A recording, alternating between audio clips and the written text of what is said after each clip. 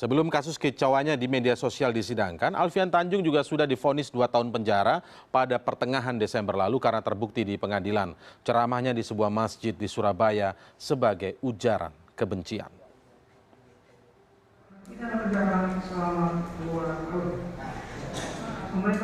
Alfian Tanjung akhirnya divonis 2 tahun penjara atas kasus ujaran kebencian.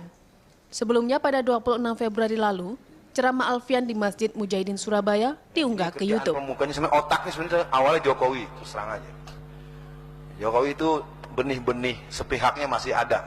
Itu watak PKI yang suka aksi. Ceramah tersebut terbukti berisi ujaran kebencian dan ajakan untuk membenci terhadap etnis tertentu. 1 Juni itu adalah Pancasilanya PKI. Alfian dinyatakan melanggar pasal 16 junto pasal 4 huruf B angka 2 Undang-Undang Nomor 40 Tahun 2008 tentang penghapusan diskriminasi ras dan etnis dan divonis 2 tahun kurungan dikurangi masa tahanan. Vonis tersebut lebih ringan dari tuntutan jaksa yang menuntut Alfian 3 tahun penjara. Dengan putusan tersebut, Alfian Tanjung pun menyatakan banding. Sementara, jaksa penuntut umum yang diketuai oleh Rahmat Supriyadi menyatakan pikir-pikir.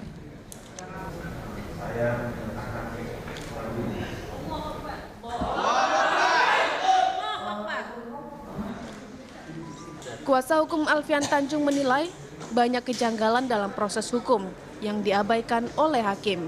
Di antaranya adalah keputusan presiden terkait etnis Tionghoa dan barang bukti yang rusak.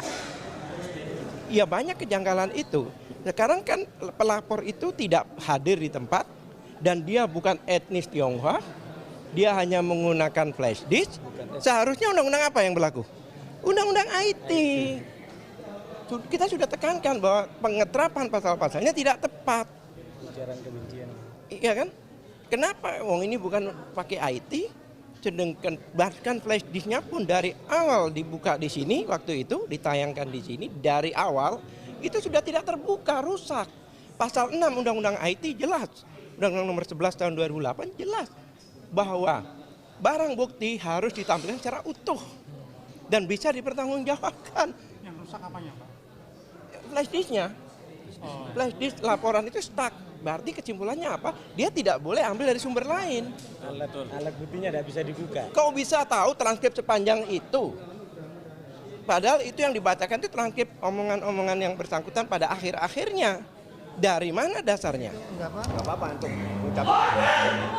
Usai putusan, Alfian Tanjung langsung dibawa polisi dan dimasukkan ke rumah tahanan kelas 1 Medaeng. Eka Rima, Surabaya.